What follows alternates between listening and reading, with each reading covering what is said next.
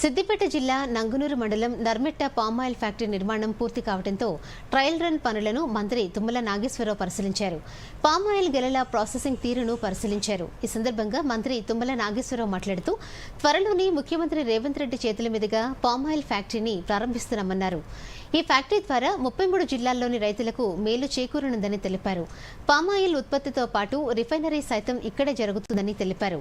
ఇప్పటి వరకు తెలంగాణ రాష్ట్రంలో పామాయిల్ రిఫైనరీ ఎక్కడా లేదని, నర్మెట్ట ఆయిల్ ఫామ్ ఫ్యాక్టరీలోనే తొలి రిఫైనరీ ఏర్పాటు చేశామని చెప్పారు.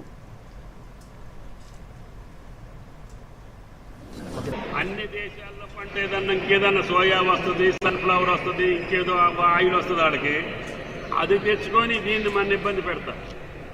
ఇంతకుముందు ఇంపోర్ట్ డ్యూటీ ఇతర ఖర్చు ఎక్కువైనా, ఆయిల్ ఫెడ్ మీద భారం అయినా ముఖ్యమంత్రి గారి నిర్ణయం ప్రకారంగా ఇక్కడే రిఫైనరీ కూడా ఏర్పాటు చేస్తున్నాం.